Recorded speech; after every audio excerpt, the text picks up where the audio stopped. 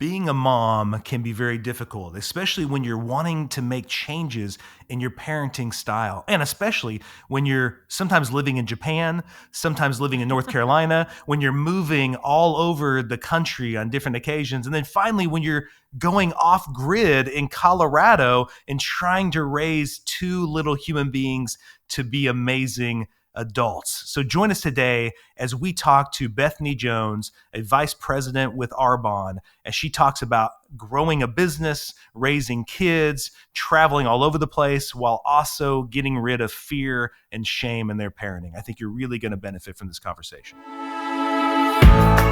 Welcome to the Art of Raising Humans. Hello and welcome to the Art of Raising Humans. I'm Kyle. And I'm Sara. And today we have a special guest with us. So today we've got Bethany Jones. She's a mom of two amazing daughters, married to a mountain man named Jimmy. They've moved multiple times all over the globe. Last count was 11 times in the span of like 14 years, and lived in Japan for a while. She's vice president at Arbonne and sells some fantastic stuff. If you love Arbonne, Bethany can sell it to you. And so we wanted to have her on so she could share with you her journey from how where she was in a place before where really was coming like you got to do the punitive approach, you got to use kind of control, you got to make sure you kind of guiding these kids with occasional fear and shame is all right and that kind of thing, to where there was a moment where that all shifted. So Sara and I were passionate about having you on, Bethany, to share that story. So welcome to the Art of Raising Humans. Thanks, you guys. I'm excited. So Bethany, when we first were doing this, our heart in sharing these stories with other parents was, we know people hear our story. They hear the journey we've been on. And Sara, I think just before we started recording, was articulating it really well about how we want other parents to hear that this is happening all over the place. And I remember for you in particular that there was a key moment where you reached out and you were seeking out another path. You didn't know what it was, but you thought you didn't want to follow the same old path, the kind of old school style parenting. And so could you share with the audience kind of where that all started? Oh, yeah, sure. So I remember specifically, actually, there was two pivotal moments that really drove me and my husband to reach out to you guys and to really pursue this. So it's interesting because we were both raised pretty traditional with, some punitive discipline and things like that. And then when we came together, my husband actually was like, I don't want to spank. And I was like, well, then how are we going to handle these children? Yes. And so our girls are actually 7 years apart. So they're a little older now, 12 and 19. But this started a long time ago. And I was like, so what are we supposed to do then? Because, if they disobey, you got to do something, whatever. Yes. So I do remember specifically when our youngest started kindergarten, and she was in a little private school, and the teacher, she came home and started telling me about the color chart. And the teacher had instituted this behavior chart with colors, and it was a really small class. And I knew that one of the kids in there, he was a boy, so had a lot of energy. His mom had just had a baby. Like I knew a little bit of the story, and she started coming home and telling me about how bad he was because of the color chart. Yeah. And I was like, this is upsetting to me because there's more to the story than the color. Yeah. But I didn't really know how to approach it or even how to talk to the teacher about it or anything like that. So I remember reaching out to Kyle, and I have to be honest, you guys, I've known Kyle and Sara since college. And I knew they were doing this thing. And I was like, well, Sara, I can imagine as a peaceful parent. I can't quite imagine Kyle equally peaceful. But they seem to be doing something good. So anyway, but I did reach out. That was a pretty pivotal moment. And he did help me with some verbiage and understanding. Like I knew I didn't like it, but I didn't know why exactly. Well, it was almost like Bethany, like you said, because you had some details, you understood the behavior had context, Right. and the what you were noticing was that color chart, which is pretty common. I'm sure a lot of listeners listening have seen this color chart that a lot of teachers use, but it's really an outward in model. It's like this idea of we're seeing behavior and we're now going to change the color. It's a shaming technique, a fear technique, to then try to control that behavior. But you knew the story, and similar to you, Bethany, as a school counselor for 7 years. I saw the same thing. I would know that kid's going through a divorce in their home, or I knew there was a lot of conflict with the siblings. And then the kid would come, and the next day the kid was on red or whatever color a lot. And so I think that compassion in you and kind of started welling up, and you thought, this doesn't make any sense. Like, no one's even caring what's going on in that kid's life. Right. Well, not only that, but I saw in my kid a little Pharisee growing. Oh, yeah. Because my kid knows how to behave in public to get whatever accolades she likes. And that's what was happening. So I'm like, now she sees him as bad and her as good. And this whole thing is not working. Yeah. Now we got kids judging each other. And yes, just like I love how you pointed out how there are kids who learn how to stay green in front of people and when someone's watching you. And I mean, green meaning good. And so I know Sara and I, whenever we were thinking about having our kids go to the school I was at as a school counselor, because it was considered a really good school, and so people would ask, why are your kids not going to come? And I really didn't want them to come for that very reason, Bethany. I didn't want them to be on green all the time, and I figured they would be. And so therefore they would come home and see that Johnny is a bad kid and I'm a good kid, all by the colors that a teacher had. And I knew these teachers meant well. I knew they were using the tools they had. They were doing the best they could. But I also knew the days when teachers were having a bad day, when teachers were going through stuff. And when that happened, they were more likely to have kids on red. Right. And you saw that correlation too, that their inner state really disrupted the kids' inner state, and therefore kids got in more trouble. And it was just sad to see. Yeah, it was upsetting. Yeah, so that was my first reach out. And then I think second was our older daughter was kind of reaching that tween, a lot of heightened emotions and, just I felt like I could handle it okay, like most of the time. I'm not saying I have it all together, for sure. But I mean, most of the time I could maybe understand where she was coming from, or that she didn't even understand her own feelings, right? Or couldn't even, like, she didn't have the tools to process them very well yet. But I saw her and my husband really butting heads, and I knew what we wanted together. Like, I knew the end result, what we wanted together, but I was like, we're not handling it together through this growth period very well. Yes. And we need help. Like, we need help, because I don't want, I mean, the last thing I wanted, and thankfully that hasn't happened. She's 19 and she loves us a lot. But what I did not want was a teenager or adult that was maybe just, didn't like their parents, like didn't want to hang out with them, felt really critical, just, they don't understand anything. I didn't want that.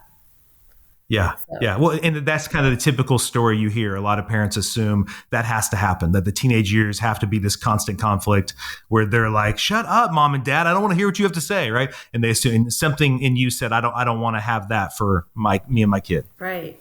And I'll tell you, I mean, now that we have one that's 19, I can't say about the second one yet because they're very different and we're in the middle of it now.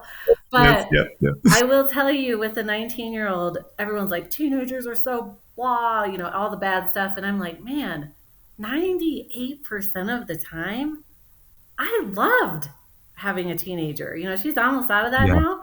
I'm like, teenagers are awesome. I don't know what people are talking about. So, of course, there's moments. We all have our moments. I have my moments too. But most of the time, I was like, I don't know. People are crazy. I think this is great. Because it's awesome, because you're getting to really see them flourish and become, who they are. And you really get to be a part of that and witness it. Yeah. It's beautiful, right? That's what we want. We want to grow with our kids. Yes, completely. Were you nervous at all to step away from those other ideas and do something a little different? Were you worried about an outcome? So I don't know that I was worried. I just didn't know what to do. I mean, that was my concern is I'm okay with not doing that. I just don't know what to do. Like, what can we do? I know my husband was concerned because he was like, well, you don't want someone that doesn't know how to handle authority. They're going to land in jail. And I was like, oh my gosh, well, that's scary. I don't want that. But, of course, that's a little dramatic. That doesn't usually happen. Yeah. But, I thought his points were valid and he didn't want to spank, but we didn't know what to do. So I don't know if it was so much fearful. It was just like, I don't know what to do. So we need help. Yes. Yeah. Yeah. So can you tell me about that moment? I remember another key moment when you reached out, and I think this was when our journey kind of started more intentionally, was when you were going to a church at the time and they were going to teach a lesson about how to raise kids, and that kind of bothered you as well. Could you share that? Yeah. I mean, I've heard it. I heard that from the pulpit, like you got to keep these kids in line. You got to do X, Y, Z, all the verses that we've heard, you got to use the rod. And, it was really upsetting to me because we had kind of started on this journey already. And I was starting to understand. I think I read Jesus, the Gentle Parent. Okay. Yeah. By L.R. Notes. I started reading that and I was like, oh my gosh, like we don't have this. We're interpreting things totally incorrectly. And it was upsetting to me because this was coming from authority, right?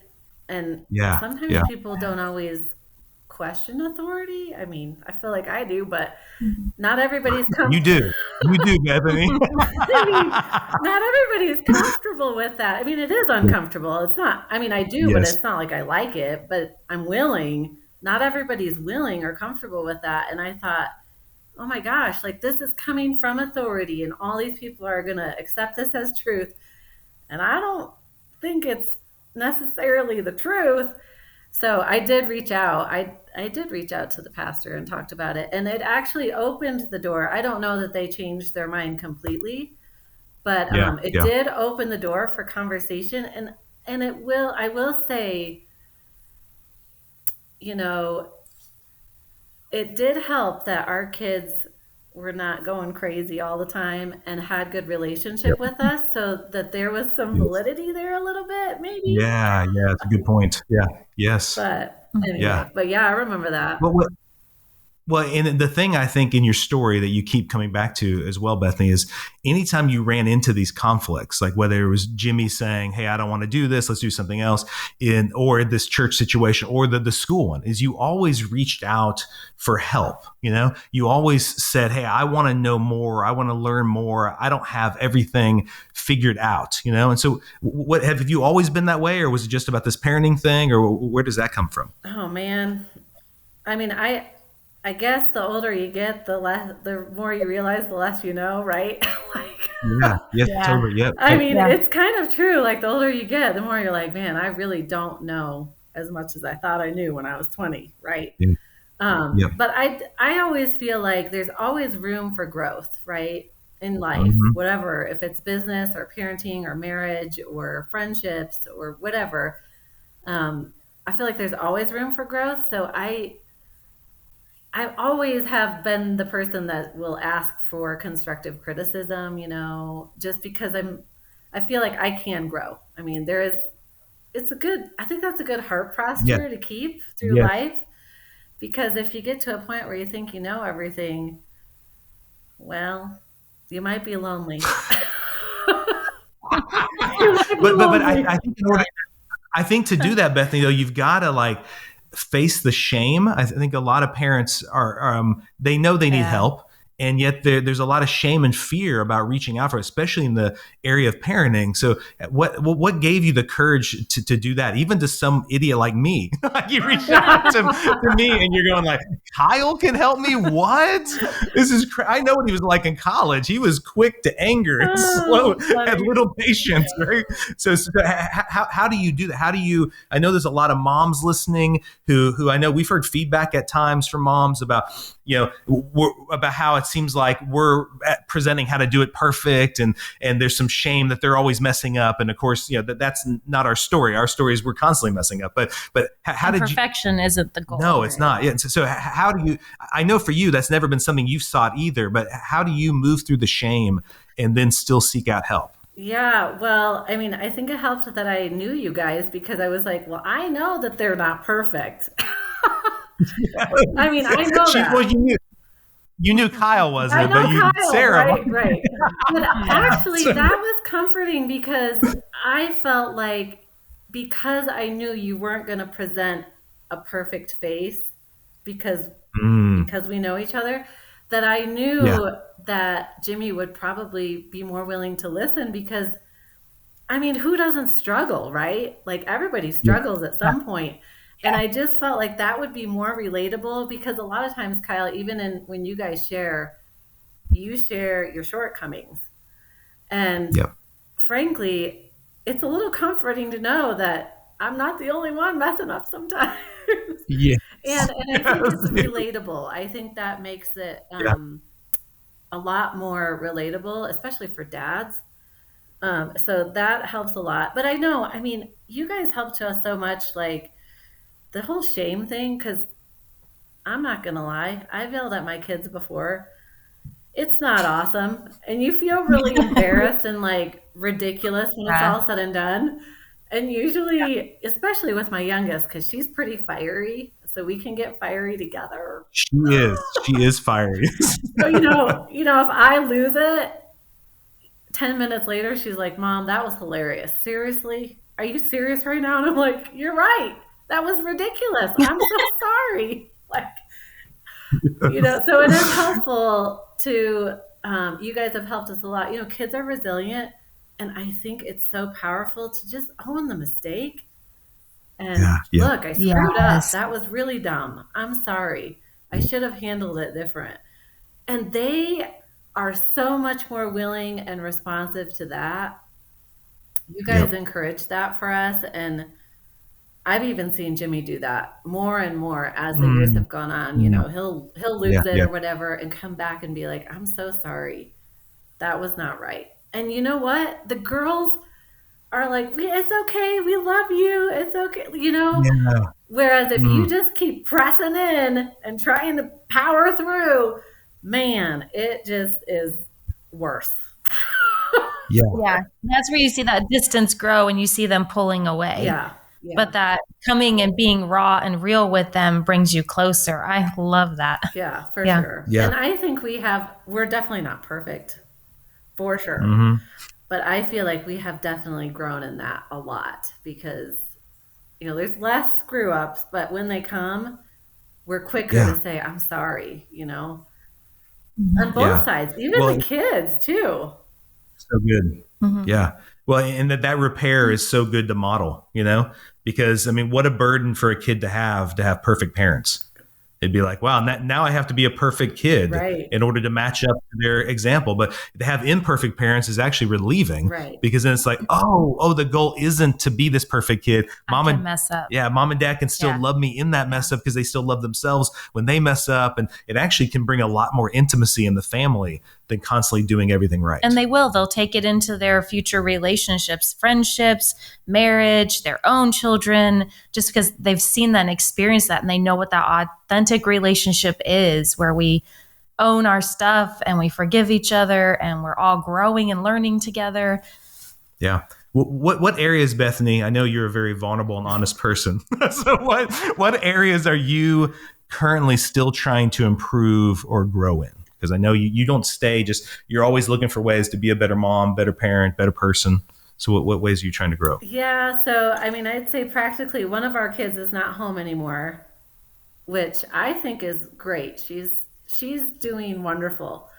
Jimmy is a little sad. I think it's a little harder for the dads.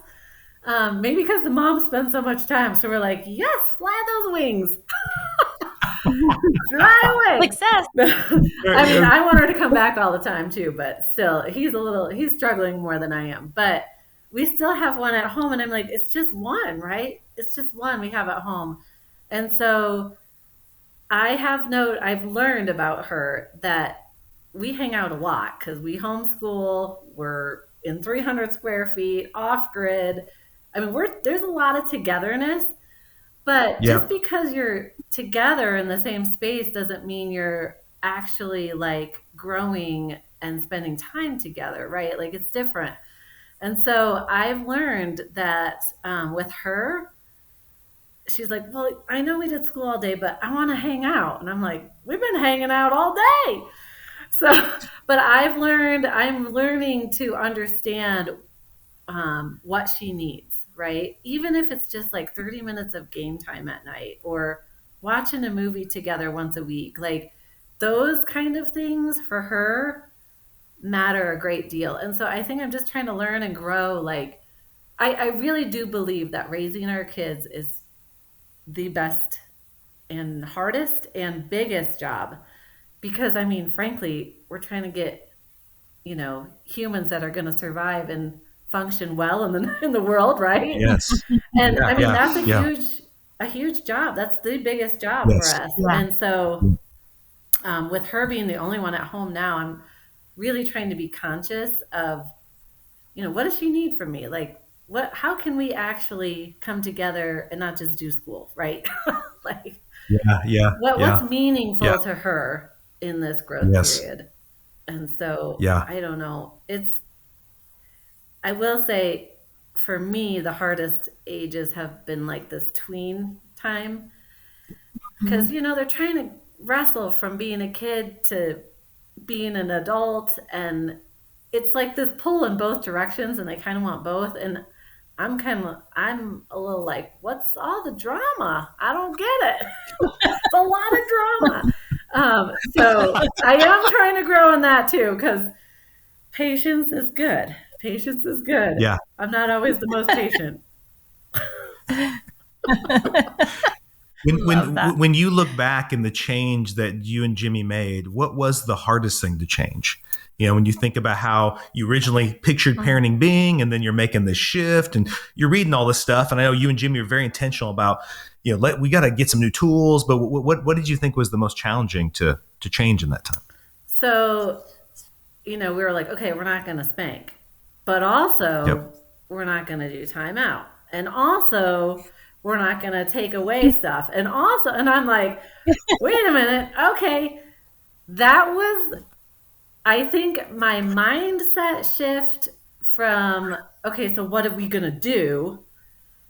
The shift from that to, okay, like, how is this human? How can I relate to this human? And what is going on inside of them? And how can I help them work through it? It wasn't like, oh, it's my kid and I got to get them to do the thing, right? It was the shift from that to, this is like you, Kyle, were always like, would you do this to your husband? Like, would you take his phone away? Or would you? I'm like, well, no, that's weird. He's like, yeah, but this is still a person. Like, it's a person. It's just a small person. Like, that whole mind shift to, okay, it's a smaller person, but it's still a person that has all these feelings and all these emotions and maybe just not the tools yet. And how can I help them process through that? That shift, rather than just do what I need you to do, please. Because, sometimes you're like, just do it because I said. Yes, exactly. Do it because I said so. I know. Yes. Why are you asking? Just do it. But, moving from that to, or just like not, because like I said, we're like, well, we're going to spank, but we're also not going to do this and we're not going to do that. What the heck are we going to do? But shifting to the mindset of, okay, it's just a smaller person. How can I help them work through this so that later in life, they're going to be a well-adjusted adult that can function well, has emotional intelligence, and can really live this life fully, right? Yeah. Yes. I don't know if that makes sense, but that was a big shift for me. No. Yeah, as you were explaining it, I'm like, yeah, that was really scary. I remember Sara and I feeling the same thing. It's like, here, you take your entire parenting toolbox, throw it out. I know. Now what? Yes. Yeah. Well, and I think there's that wrestling too of, if I throw it out, then I'm saying my parents must have been evil and bad people. Like, no, we're not saying that. We're just saying we've got more information, that our parents did the best they could, and they used the tools they had. Wonderful things, lots of wonderful things. And a lot of tools we still keep and use. Yeah, and it was just like, how do I add to this toolbox? But when you have those go-tos, at first you think it's just getting rid, like you said, of the spanking and the timeouts, but then you're like, wait, it's shifting from an entire mentality that I need to control you, that I need to change you. Like you even mentioned, like, I need to do something to you to now make you change, as opposed to like a marriage. I don't think I need to do that to Sara. I think my goal is to have a closer connected relation with her and then invite her into the change, not just make her change, 100%. I mean, that's a huge shift. That's a huge mindset shift. And it requires practice all the time still. Yes. Still. Yeah. Well, you speak a lot about neuroplasticity and changing the brain. It takes a lot of intentional work to rewire your brain to see that differently. And I think that also was a big part of your story too, of realizing my brain can change. Right. I just need to do some stuff different, right? See some new programming on repetition. Yeah. Well, so in light of that, Bethany, you obviously know we've gotten the chance to journey with you and obviously give coaching to you and Jimmy throughout the years. If somebody's listening and they're kind of on the fence about parent coaching, what? Like, what are you talking about? Like, I think that, like, I know life coaching, I know business. What's parent? What are we doing here? Like, if someone was on the fence about that, what advice would you give them about maybe going towards that or seeking out that help? Oh my gosh, I'd be like, what the heck are you waiting for? Just do it.